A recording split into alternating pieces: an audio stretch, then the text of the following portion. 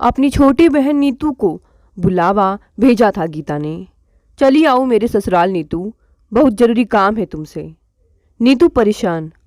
गीता दी अपने ससुराल में अच्छी तरह ही रह रही हैं। अभी हाल में कुछ बेहद दुखदायी घटनाएं जरूर घटी गई उनके यहाँ, लेकिन नीतू अपनी दी को जानती है। कैसी भी स्थिति आए, दी के हाथों में विधाता ने अमोघ अस्त्र सौंप रखे हैं। वे न केवल निपट लेगी बल्कि जीतेंगी भी वे ही। उनके रहते किसी को कोई तकलीफ नहीं हो सकती। नीतू खूब जानती है। फिर ऐसी कौन सी समस्या आन पड़ी कि नीतू को यूं खड़ी पैर बुलवा रही है। अपनी गृहस्थी में वैसे भी नीतू को कोई झंझट नहीं है।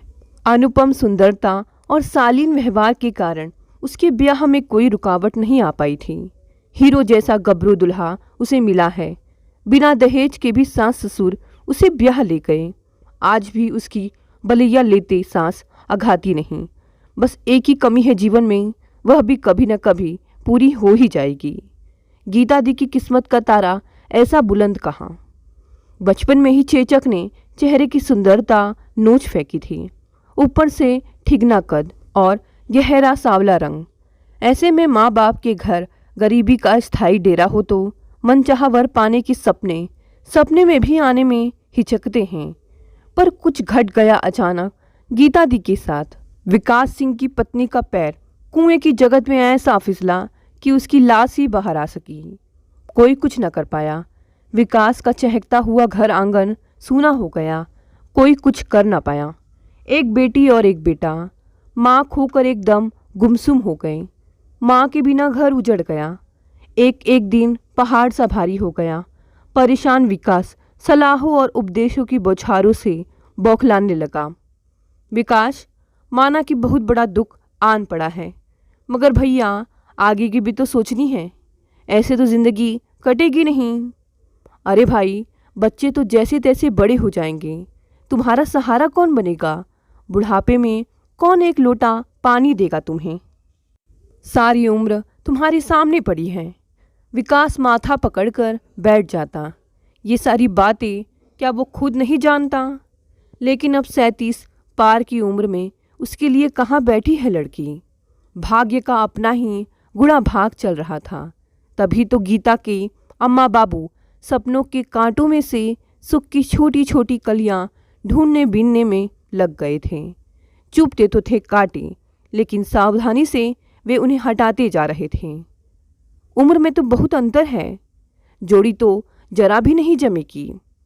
सबसे अधिक चुभने वाला कांटा यही था, जिसे अम्मा ने तर्क की कैंची से कतर कर उखाड़ फेंका था। लड़कियों की उम्र ढलने में देर नहीं लगती। 1-2 बच्चे होते ही बराबर उम्र की लगने लगती हैं। मगर उसके बच्चे तो बड़े बड़े हैं। वे नई माँ को स्वीकार करेंगे? अम्मा की दृढ़ता विश्वास की अड़िग दीवार सामने खड़ी थी। उन्हें करना पड़ेगा, मजबूरी उनकी भी है। कब तक दूसरों के घर का खाना खाएंगे? सारे परिवार की देखभाल कौन करेगा? अपनी गीता इस ब्याह के लिए राजी हो जाएगी? डरते डरते ही सही, बाबू ने दुधारी तलवार सामने रख दी। यह एक गुण भरा हंसिया था। यह एक कड़वा घूंट था, जिसे पीकर भी मरना था, बिना पिए भी मरना था। इस एक बोतल के प्रश्न ने उन्हें निचोड़ कर रख दिया था। ना करे तो बेटी बिन ब्याही घर में ही रह जाए। माँ बाप के बाद कौन होगा उसका? पर करने के लिए बस यही एक अधबूढ़ा है, जहाँ वे कुछ अधिक कर सकते हैं। इस बारे में गीता से पूछा गया। गीता इतनी नादान तो न थी कि सच्चाई न देख पाए। वह क्या देख नहीं रही थी कि जो भी उसे देखने आया दोबारा ना पलटा। जब सुंदर सुंदर लड़कियां भारी दान दहेज के साथ मिल रही हों तो गरीब की कुरूपा को कौन ब्याहना चाहेगा?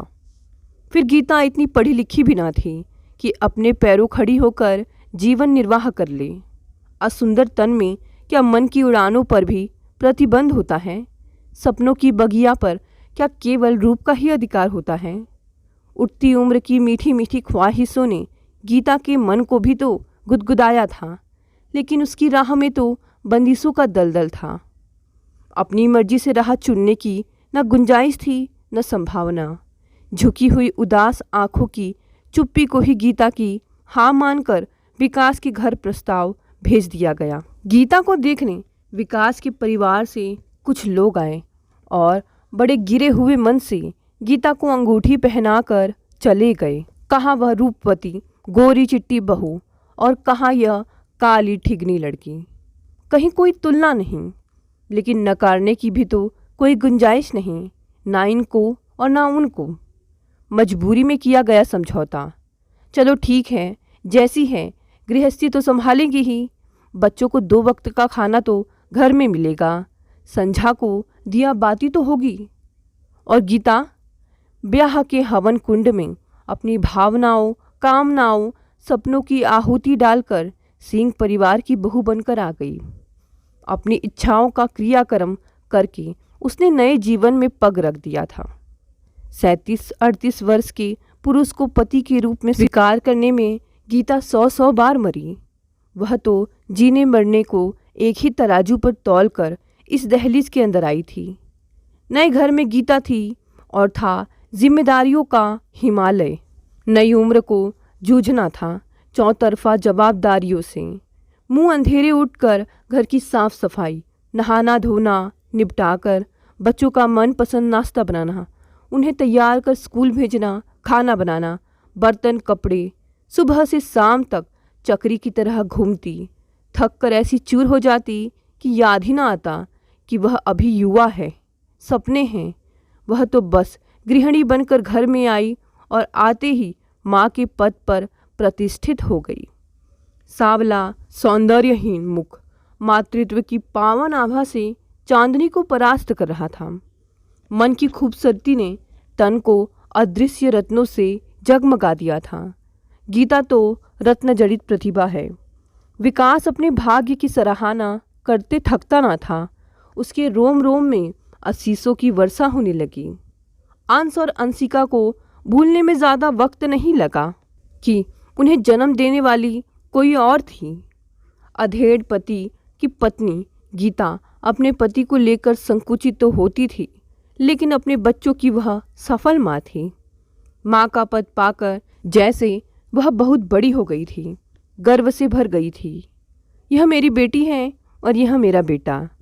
पढ़ाई पूरी होते ही विकास ने अंशिका को ब्याह दिया। अंश कॉलेज की पढ़ाई पूरी कर पिता के काम में सहायता करने लगा। विकास बेफिक्री से पारिवारिक जीवन जी रहे थे। अधेड़ पति के रंग में रंग कर गीता भी अपने आप को अधेड़ ही मानने लगी थी। नीतू बहुत दिनों बाद अपनी दी से मिली तो झुंझला पड़ी। यह क्या हो गया है दी तुम्हें? कैसी रहती हो? अभी उम्र ही क्या है तुम्हारी? अपनी और जरा भी ध्यान नहीं है तुम्हारा। गीता की निश्चल हंसी माला के शुभ मोतियों की तरह बिखर गई। बहन, बड़े बड़े बच्चों की माँ हूँ। मैं बूढ़ी नहीं तो क्या जवान दिखूंगी? तुम्हारे घर अभी बाल गोपाल नहीं आए हैं ना, इसलिए सच सवर कर घूम सकती हूँ। मैं तो जल्द ही बहू लाने वाली हूँ घर में। मैं सिंगार पटार करूँगी तो बहू क्या सोचेगी, दुनिया क्या कहेगी? नीतू बस दी का मुंह ताकती रह गई। कहने को था ही क्या, समर्पण की भी तो कोई सीमा होती होगी। विधि का विधान भी बड़ा अजीब है। सौत के बच्चों से गोद भर देने के बाद वह जैसे गीता की गोद भरना ही भूल गया। गीता को भी तो कोई परवाह नहीं थी। माँ माँ कहते आगे पीछे घूमने वाले बच्चों से तो भरी पूरी थी ही। अब तो अंश का ब्याह रचाकर घर में बहू भी ले आई थी। वह सुंदर नाजुक सी बहू घर में आई तो गीता निहाल हो गई। बहू बहुत समझदार थी। सास के मन को पढ़ने में उसने देर ना की। सास बहू का यही रिश्ता जल्द ही दोस्ती में बदल गया। समय पंख लगाकर उड़ चला। कुछ ही महीनों बाद बहू की तरफ से खुशखबरी पाकर गीता खिल उठी। अब तो वह दादी बन जाएगी। इतनी कम उम्र में दादी का ऊंचा पद। गीता के पांव जमीन पर ही नहीं पड़ते थे। बहू को हाथों हाथ ले लिया उसने। विकास जी ने भी भगवान के आगे शीश नवाया था। बेटे के घर संतान होगी, मेरा वंश आगे बढ़ेगा। झोली भर दी भगवान, बस और कुछ नहीं चाहिए। पर कहाँ, जो हुआ उसके बारे में तो किसी ने सोचा भी ना था। गीता की लाज का ठिकाना न रहा। भले ही गीता की शारीरिक स्थिति युवा थी, लेकिन मन तो बूढ़ा ही हो चुका था। घर में बहू बेटा थे, बेटी ब्याही जा चुकी थी और अब तो वह दादी भी बनने वाली थी। ऐसे में भगवान ने यह कैसी ठिठोली की। इतने वर्षों बाद गीता की झोली में खुशखबरी डालकर विधाता शायद मुस्कुराया। गीता हैरान परेशान, लोग क्या कहेंगे, बड़े बड़े बच्चों की माँ और अब अपनी संतान खिलाएगी। विकास जी सकुचाए से, लेकिन घर के सभी सदस्य खुश थे। सबसे ज़्यादा खुश तो अंश था। छोटी माँ, अब मैं भी 1 से 2 हो जाऊँगा। सबके भाई हैं, मेरा ही कोई भाई नहीं था। जरूर छोटी माँ मेरे लिए भाई ही लाएगी। गीता की लाज की बाढ़ उतरने लगी और वह भी सबकी खुशियों में शामिल होकर मातृत्व के मधुर अनुभव को घुट घुट पीने लगी। समय आने पर बहू ने पुत्र को जन्म दिया। घर में खुशियों की बहार आ गई। विकास और गीता निहाल हो गए। कुछ समय बाद गीता भी माँ बनी।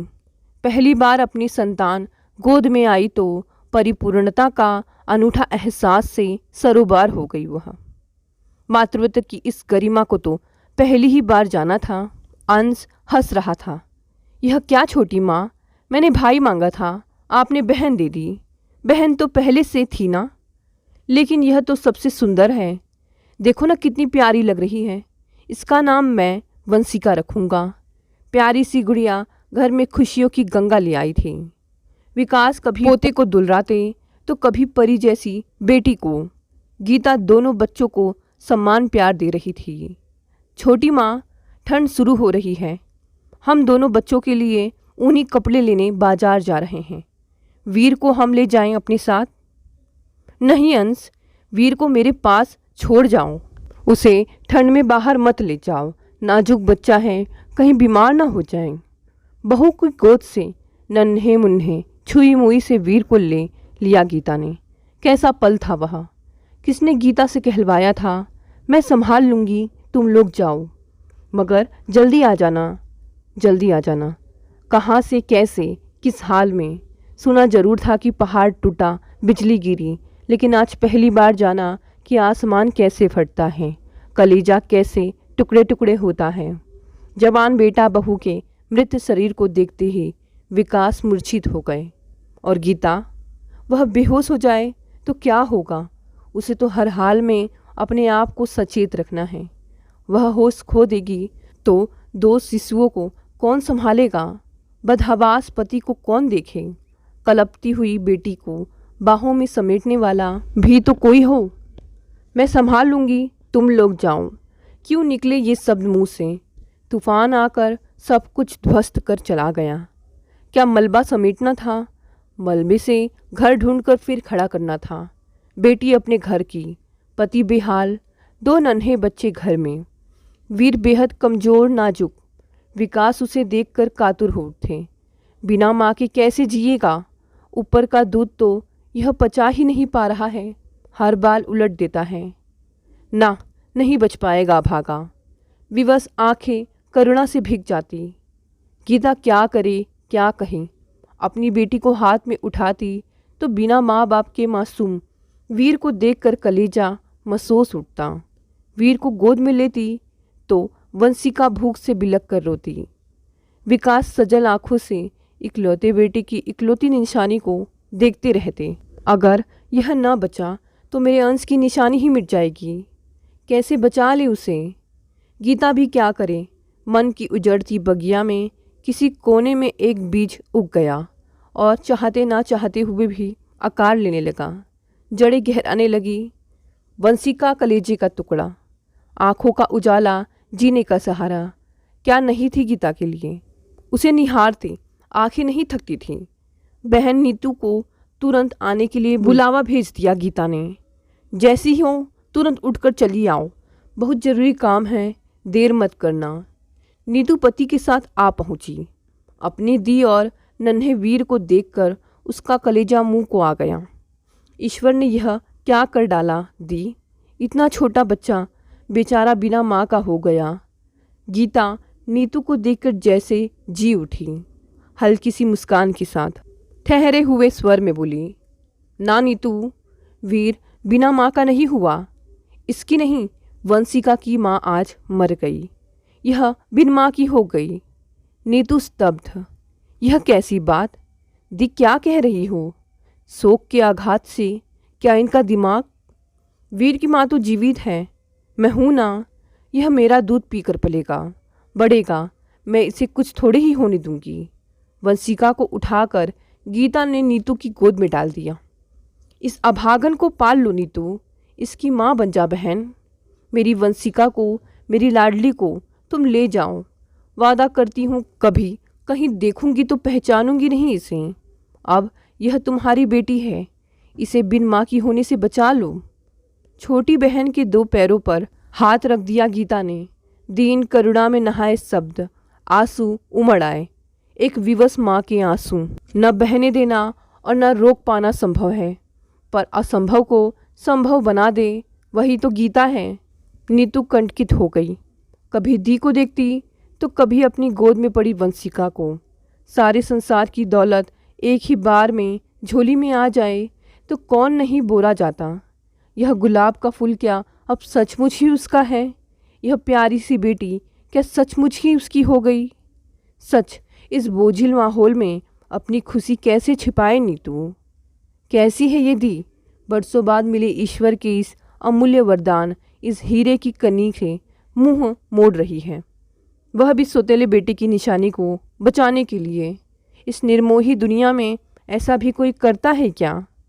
मैं दोनों बच्चों को नहीं पाल सकूंगी। वीर की रक्षा करना जरूरी है। वंशिका मेरे साथ रहेगी तो मेरे अंदर की माँ मुझे कमज़ोर करती रहेगी और मैं वीर के साथ पूरा न्याय नहीं कर पाऊंगी। तुम्हारे जीजा जी का यह घर मैं उजड़ने नहीं दूंगी। वीर उनका वंशधर है, इसमें उनके वंश की छवि दिखाई देती है। बंद रास्तों में भी अवरोधों की चट्टानों को तोड़ पग पग आगे बढ़ने की कोशिश करती दी को देखकर नीतू विस्मित थी। वीर को मैं पूरा न्याय देना चाहती हूँ, विधाता से उसके जीने का हक छीनना चाहती हूँ। माँ बाप तो खो ही चुका है, उसका जीवन विधाता को भी नहीं छीनने दूंगी, चाहे उसकी कोई भी कीमत मुझे चुकानी पड़े। तेरा जीजा जी ने मुझे क्या नहीं दिया? घर परिवार, मान सम्मान, प्रेम और सबसे बढ़कर आश्रय। मुझे तो ऊपर वाले ने कुछ दिया ही नहीं था। आज उन्हें मुझसे कुछ चाहिए, वे तो कुछ कहते नहीं। लेकिन तुम ही बताओ नीतू, मैं कैसे आंखें बंद कर लूँ? कैसे होने दूँ जो हो रहा है? बहन के मन की पीड़ा बहन को सिर से पैर तक भिगो गई।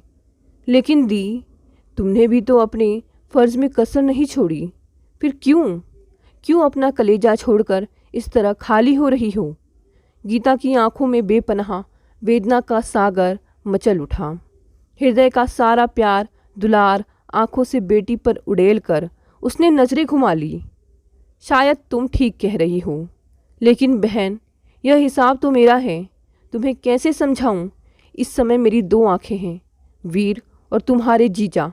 बस इतना ही समझ पा रही हूँ कि वो अपने बेटे की निशानी को बचाना चाह रहे हैं, और मैं उनकी इच्छा को कैसे मरने दूँ? ईश्वर का दिया अमृत पिलाकर अगर मैं वीर को जिला लूँगी तो कोई कुछ कहे ना कहे, मैं अपने आगे गर्व से खड़ी हो सकूँगी और बहुत बड़े पश्चाताप और शर्मिंदगी से बच जाऊँगी। गीता अपने आप में गहरे उतर गई। बेटी के बिना जी लूँगी, मगर उस गलानी स्वार्थ का बोझ हरगिज ना उठा पाऊँगी। लंबी सांस खींचकर गीता फिर बोली, नीतू, बस इतना समझ लो कि वीर मेरे बेटे बहू की आखिरी निशानी है। मेरे पति की डूबती नाव की पतवार है वह। मेरी बेटी को तो तुम जिला लोगी, मुझे विश्वास है, लेकिन वीर, उसे अगर मैंने नहीं संभाला तो वह नहीं बचेगा। आशंका मात्र से कांपकर गीता ने वीर को सीने से चिपका लिया, आंचल से अच्छी तरह ढक लिया। अपने दुर्भाग्य से अनजाना नन्हा शिशु तृप्त भाव से सो गया। छलछलाई आंखों से विकास अपनी पत्नी को देख रहे थे। रोम रोम से सौंदर्य झर रहा था उस असुंदर शरीर से। ठिगना कद आसमान की ऊंचाइयों को नाप रहा था। गहरा सांवला रंग और ऐसा आभा मंडल, त्याग, समर्पण, ममता का ऐसा इंद्रधनुष तो कभी किसी ने देखा ना होगा। नीतू भरी गोद और भारी मन से विदा हो गई। दी ने आज उसे जो उपहार दिया था उसे लेकर दी कंगाल नहीं बल्कि अमूल्य दिव्य धन की स्वामिनी हो गई थी। दोस्तों, ये कहानी यहीं समाप्त हो गई। अगर कहानी पसंद आई तो इसे लाइक, शेयर और कमेंट ज़रूर करें। साथ ही साथ अगर आप नए हैं तो इस चैनल को भी सब्सक्राइब कर लें। धन्यवाद दोस्तों, मिलते हैं अगली नई कहानी से।